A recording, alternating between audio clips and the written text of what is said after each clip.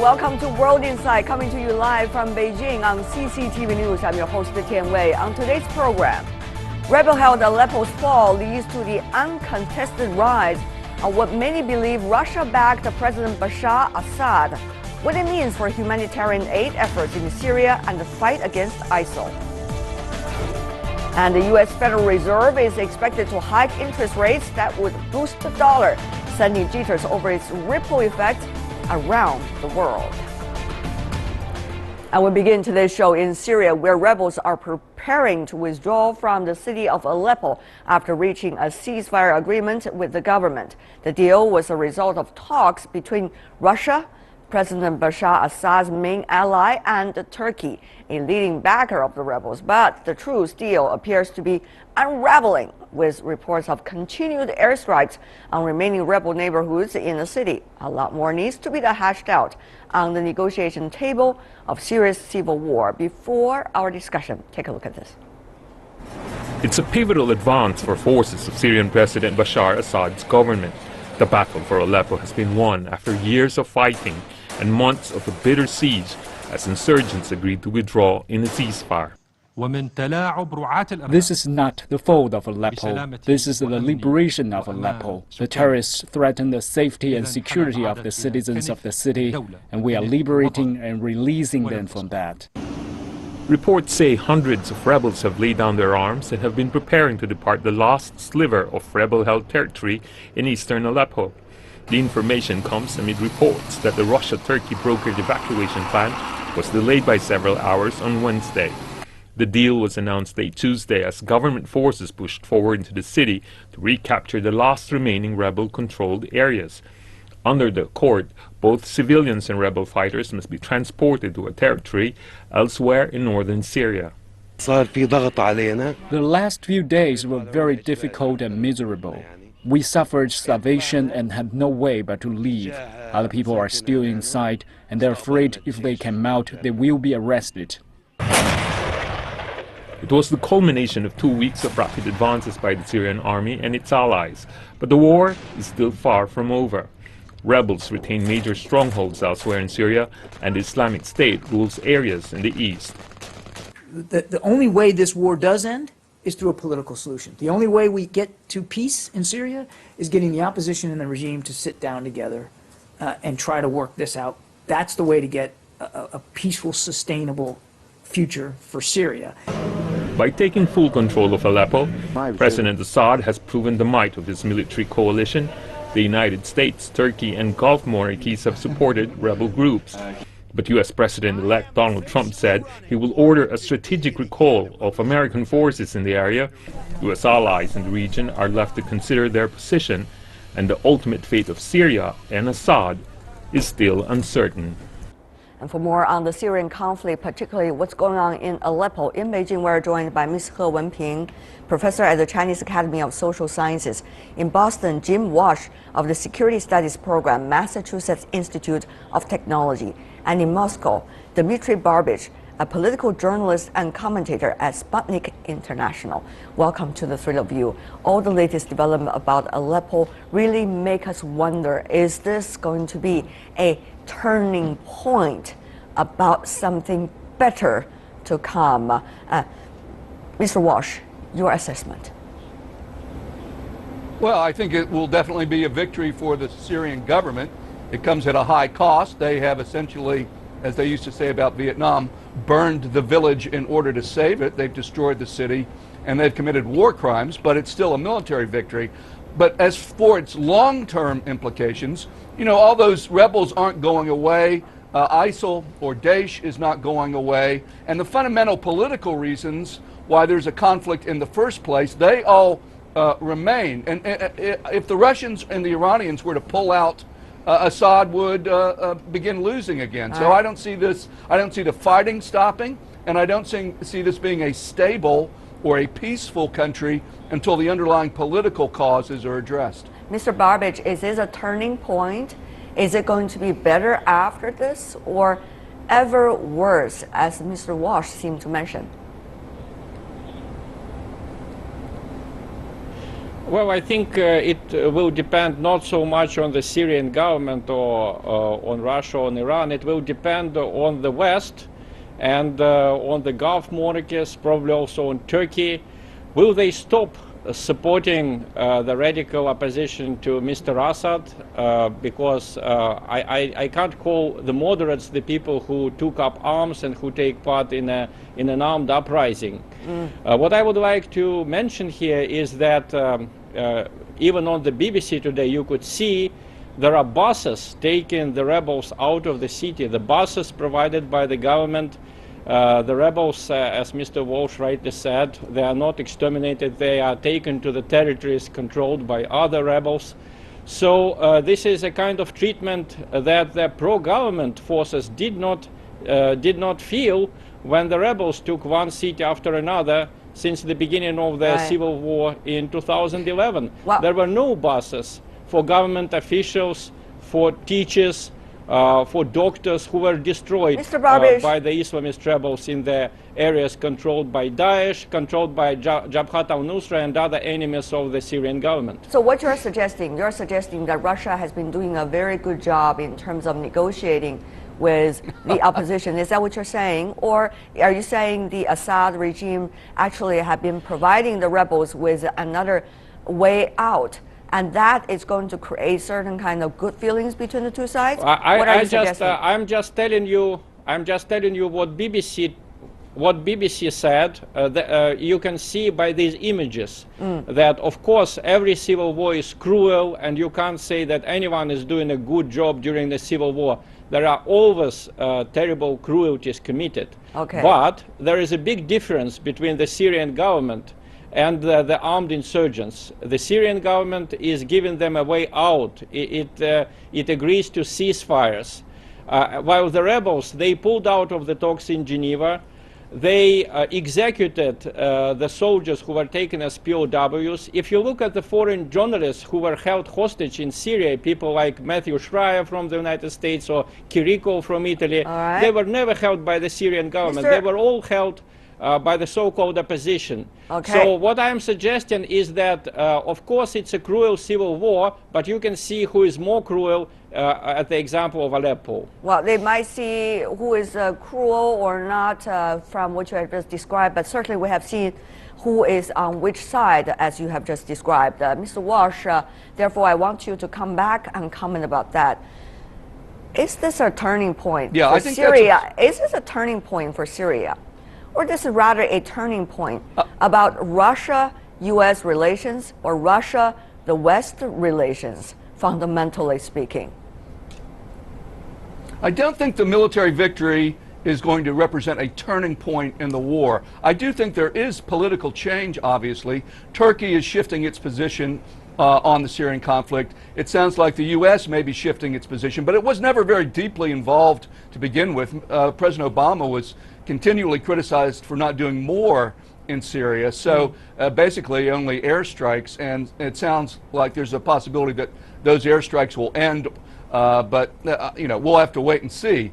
But you know, this notion that the Syrian government is the good guys is absurd, and one should be ashamed to make that argument. It was the Syrian government that used chemical weapons. It was the Russians who bombed hospitals. It was the Syrians who summarily executed people in Aleppo, according to the UN, and on and on. The reason why we have this war to begin with is we have a dictator who inherited power from his father, not in an election, who had been a dictator who slaughtered peaceful protesters. Well, you see, that's what gave rise to extremism, and yes, there are terrorists. Yes, but to say that the Syrian government has clean hands is ridiculous. Ms. He, you could see there are ill feelings from both sides toward one another. I didn't say it. You are lying when you say I said it. I didn't say they had clean hands. You are lying as usual.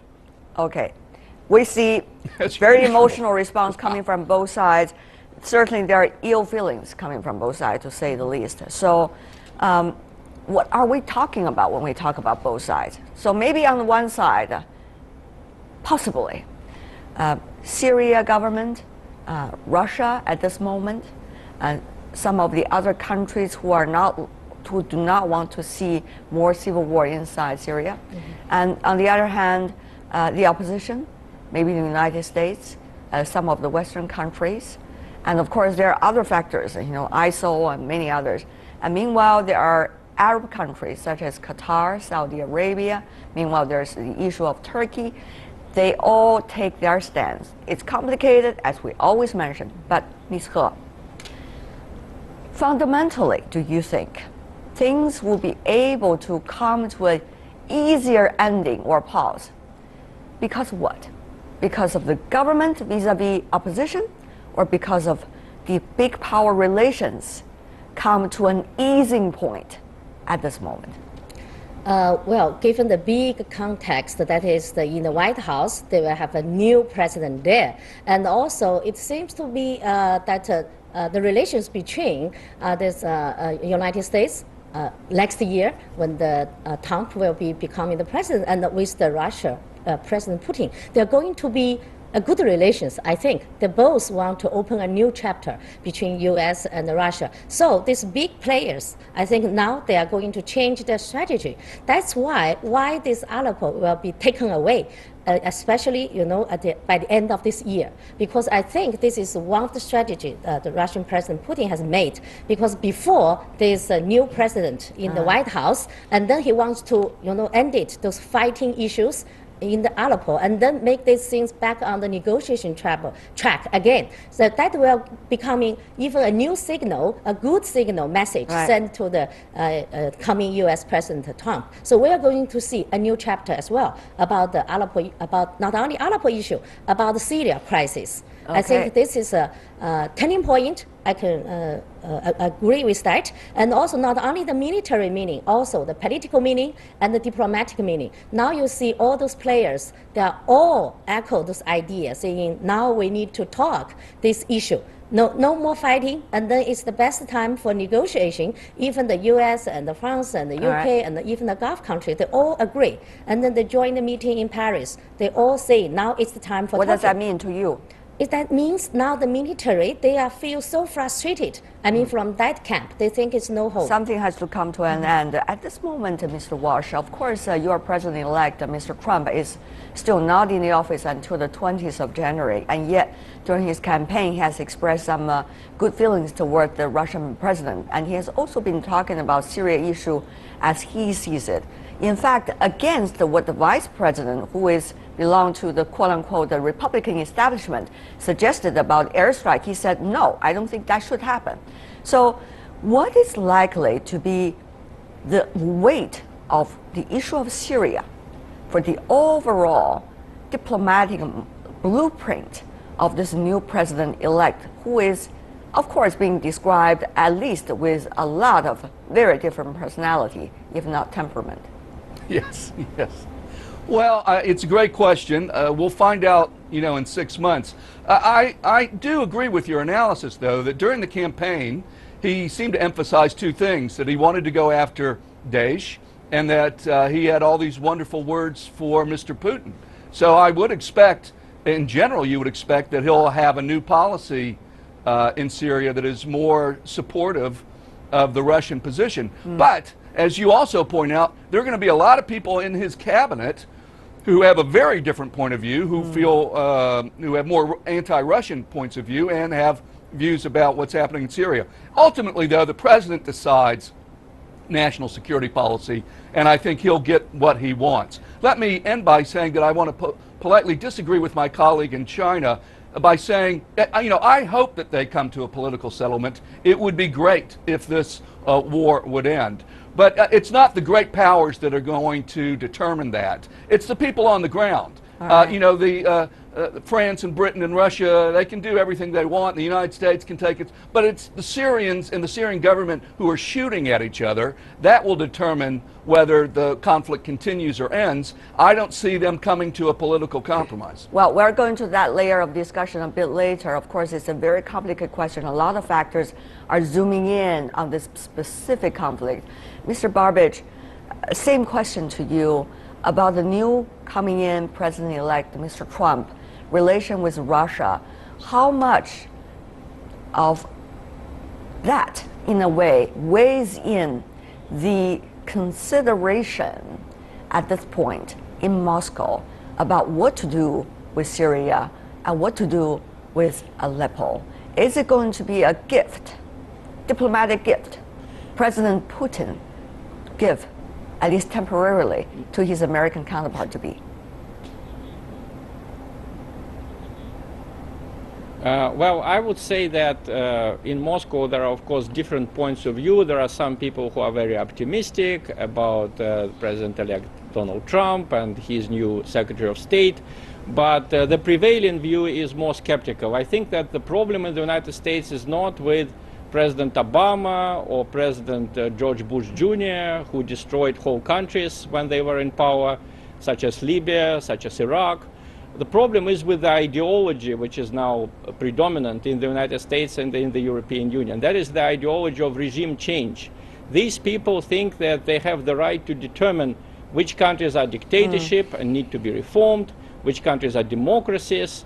And Syria is the first situation when their machine didn't work, when they quite openly wanted to change the government there by applying pressure from outside. And I politely disagree with Jim Walsh.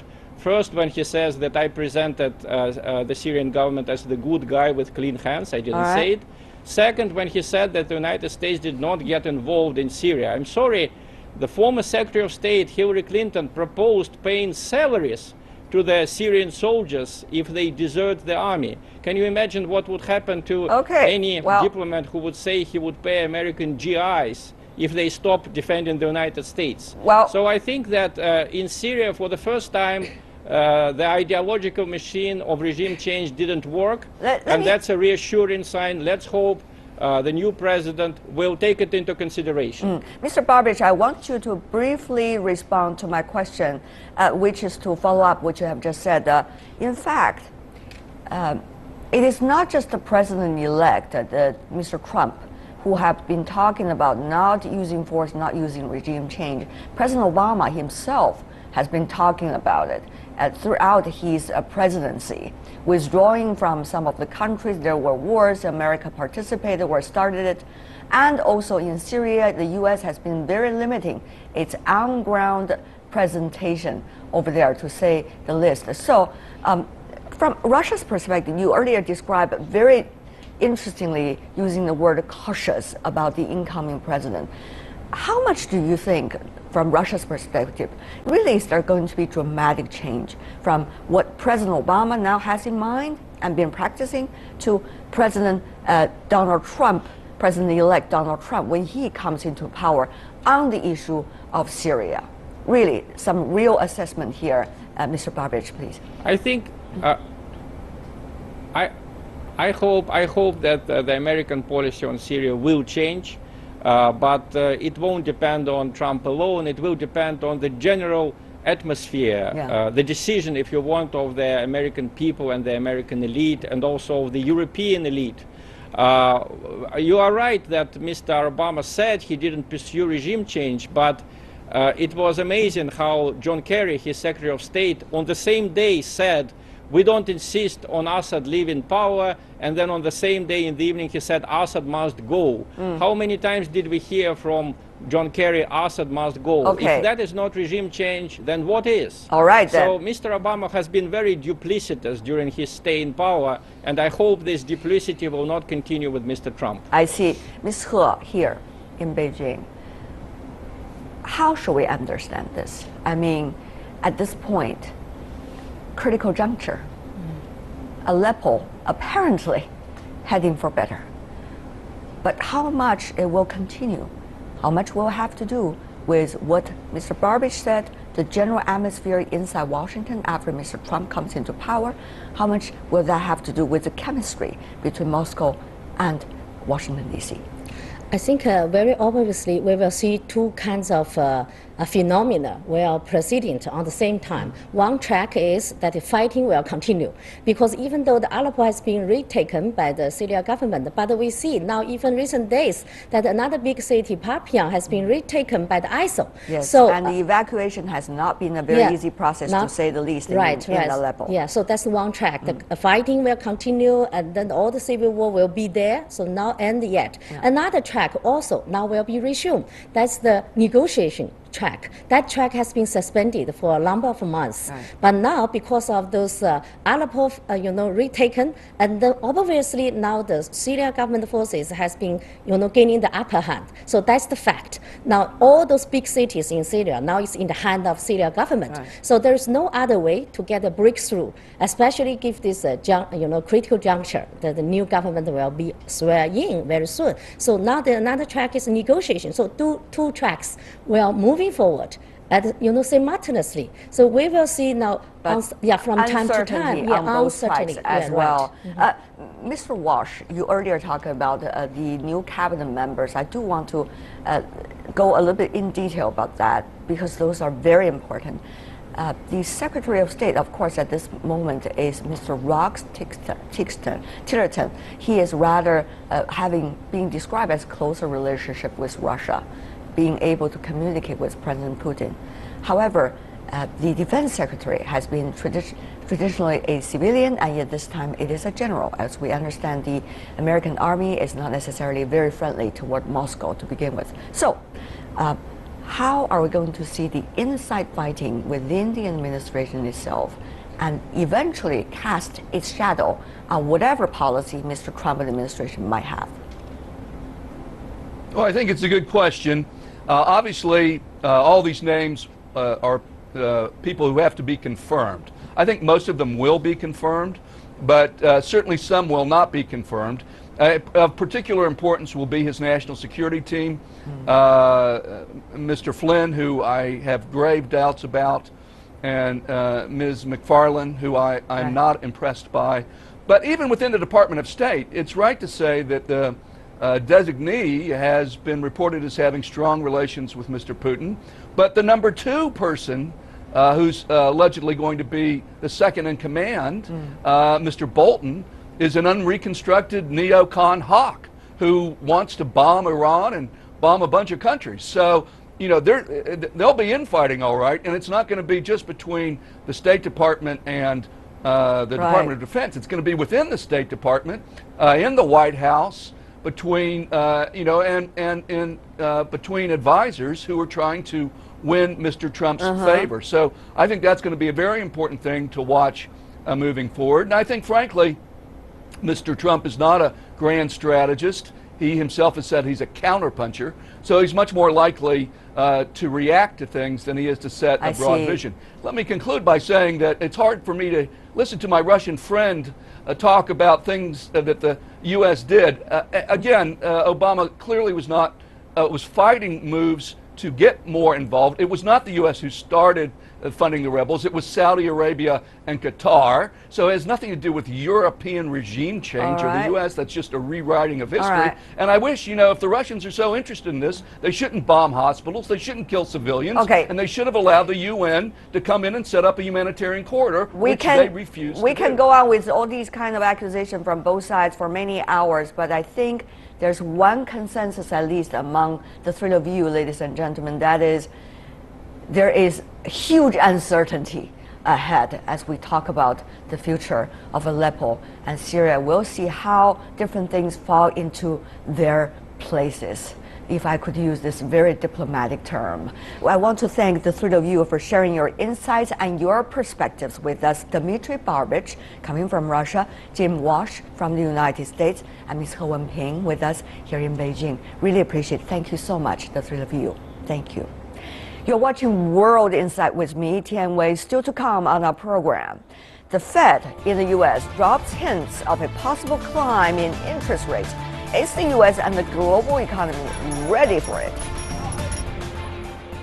Welcome back. You're still watching World Insight, coming to you Monday to Friday on CCTV News. The U.S. Federal Reserve is widely expected to raise borrowing rates at the end of its ongoing two-day meeting in Washington, D.C., which might be the second time in 11 years. An interest rate hike would directly affect global currencies and world trade.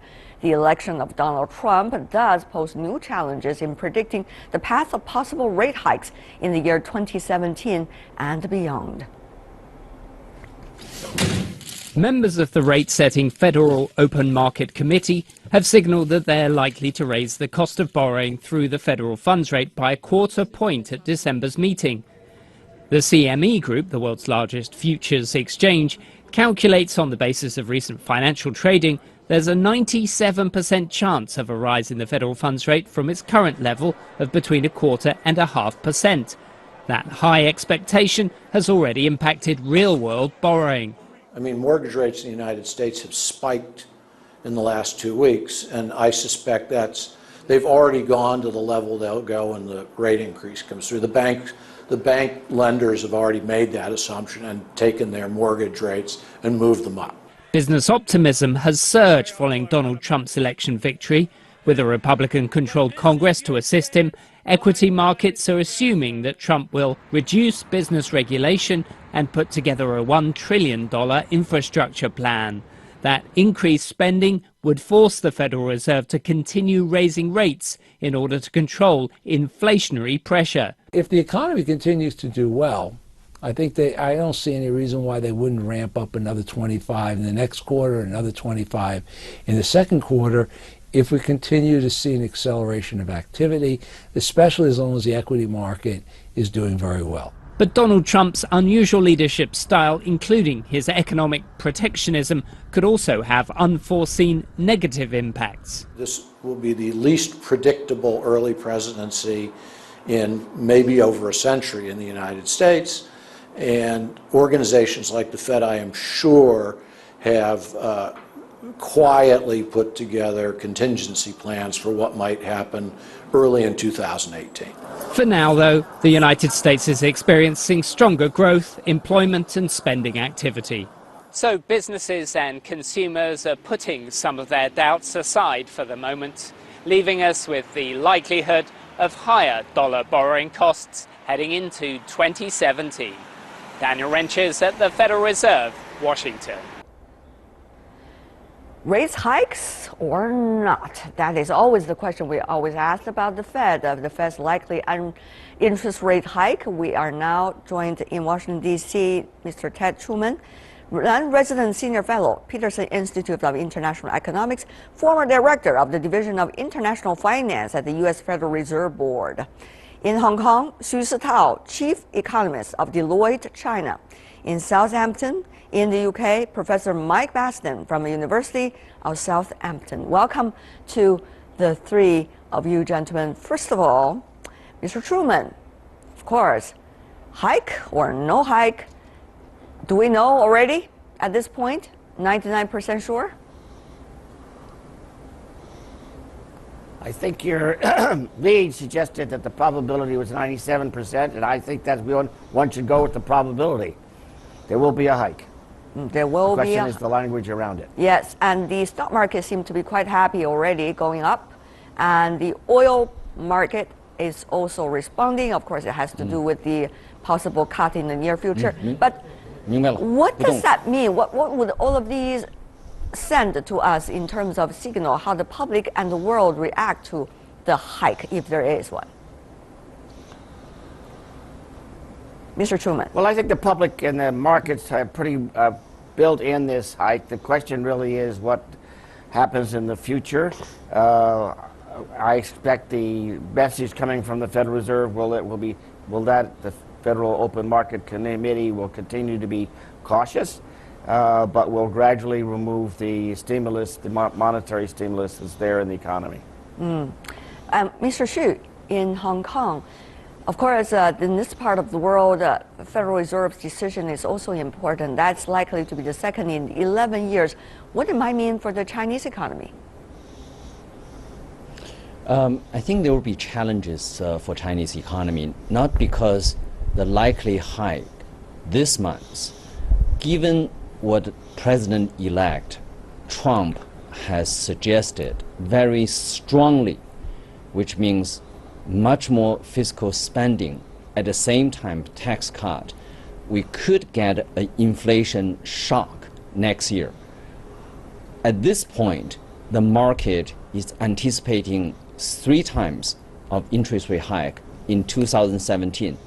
But I think we could see more of that, maybe 4 times. For China, that's a challenging because Chinese economy is still in the process of deleveraging, cutting inventory, so on and so forth. So 2017 will be a challenge for China. It is going to be a big challenge, even without a hike for the Chinese economy. You know, for Americans, as many of you just mentioned, borrowing costs for houses and cars would go up if there is an interest rate hike.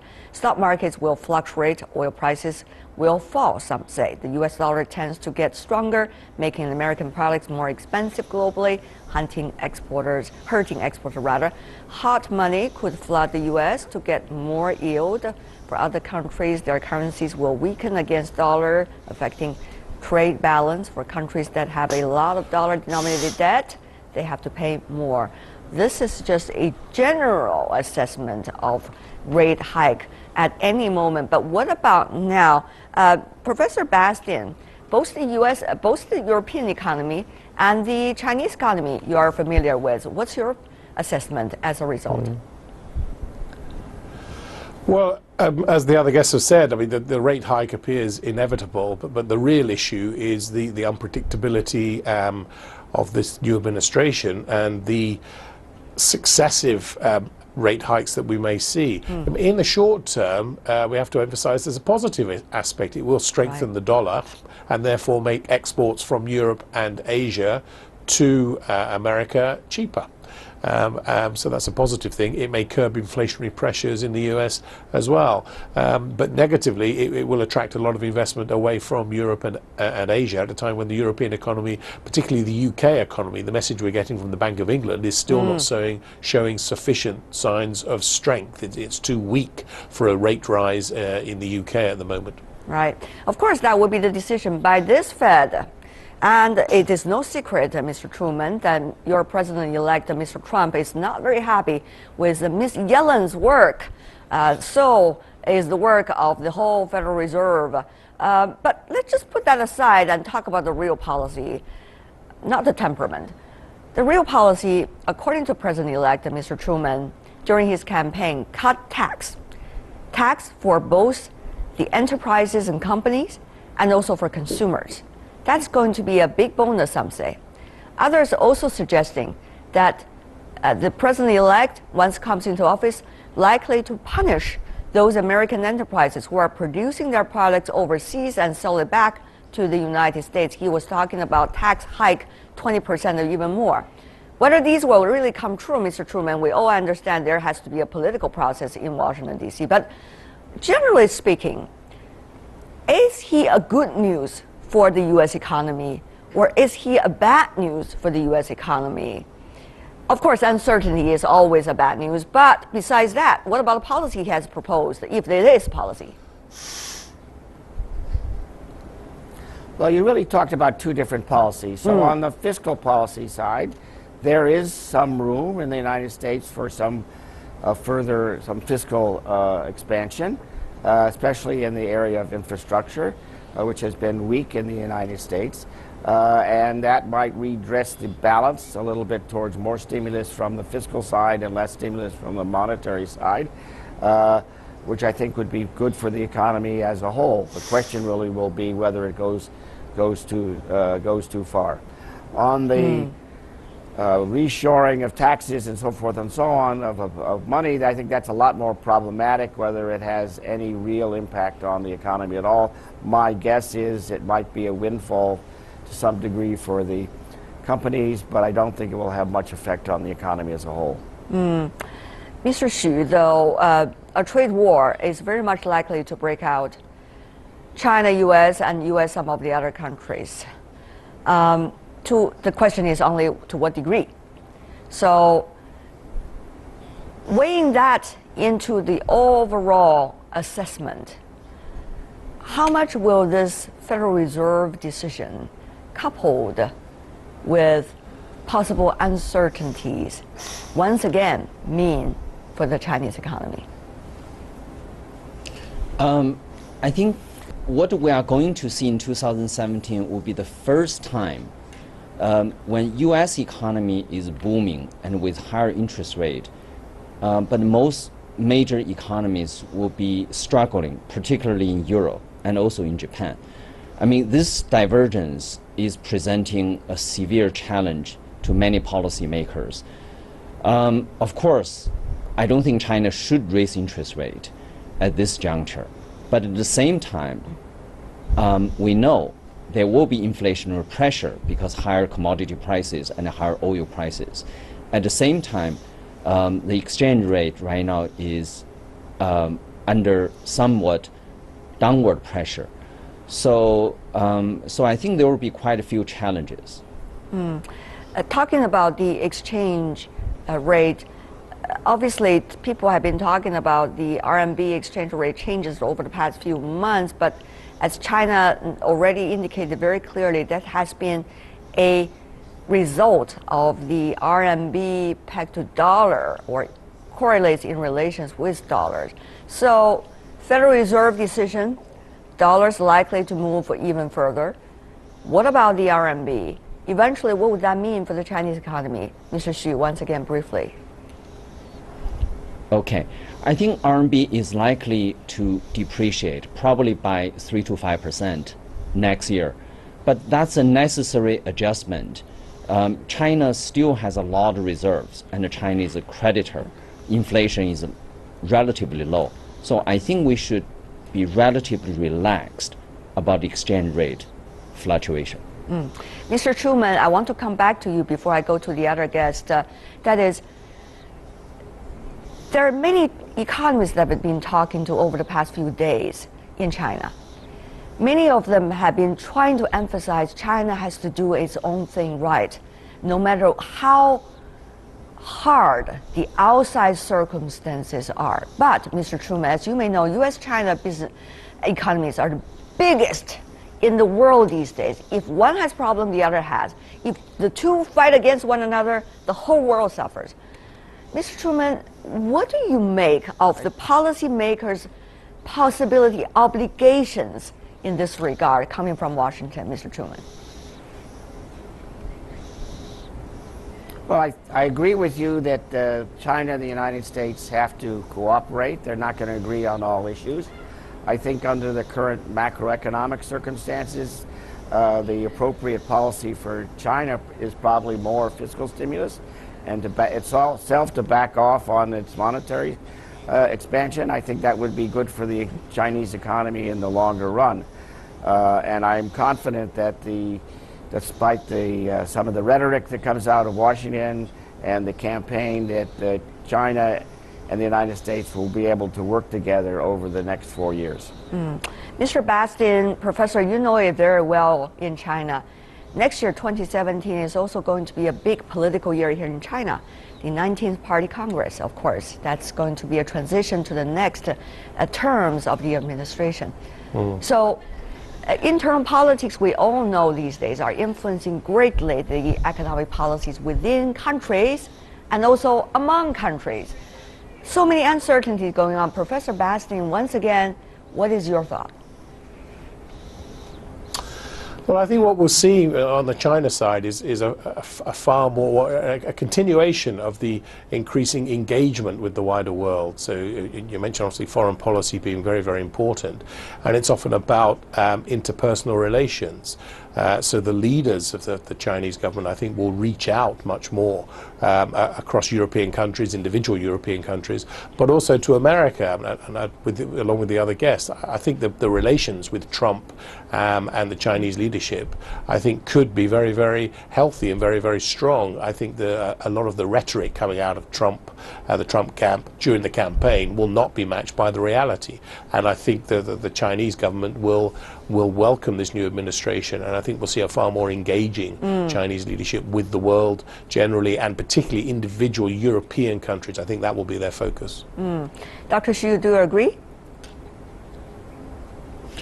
Yes, I do agree. I mean, what was being said during the election would be very different. I think the first 100 days, meaning January, February, March, first 100 days for President-elect, I think should be closely watched.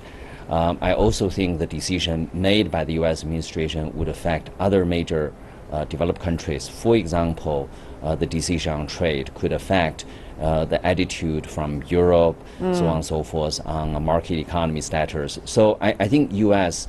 is holding the key. All right. And Mr. Truman, U.S. is likely to grow 3 to 4%. That's at least what your Minister-elect, shall I say, of Commerce has been suggesting. But is that possible for the U.S. economy, given the political chaos, to say the least, in Washington right now? Can people really focus on the economy? Well, they can, though I think the economy is in pretty good shape, so they probably will not do so. I think the idea of moving U.S. growth up into the 3 to 4% range is very attractive, but I don't think it's something that can be easily be done. The basic problem is that our productivity is not high enough to support that kind of growth, and I don't think any deregulation program will assist dramatically in raising our productivity. So the best you can do is keep U.S. growth above 2% for an extended period of time, and that should be very healthy for the U.S. economy as well as for the world. Dr. Xu, final question for you very briefly. What can China rely on? I mean, for the year 2017 when it comes to economic growth? And also, can China, Europe, some of the other emerging economy, developing countries be able to run on their own without necessarily very supportive participation of the United States? Well, the reality is China, just like the United States, is a large continental economy. There is plenty of room for generating domestic demand. But at the same time, I think we should be very realistic about the economic growth rate. I think right now the labor market is strong, housing market is strong. I mean, we don't need to grow very fast. Right. The growth rate is different from the quality of growth that we are talking about here. Thank you so much, gentlemen, for being with us. Xu Sitao, Ted Truman, Mike Bastin, really appreciate, gentlemen. Thank you for being with us. That is all the time we have for today. If you'd like to see more of our program, visit our website. Just type World Insight CCTV News into your search engine or check out our YouTube channel. From me, Tian Wei, and everyone on the World Insight team, thanks for watching. Tune in again tomorrow for more insights from across China and around the world. Good night.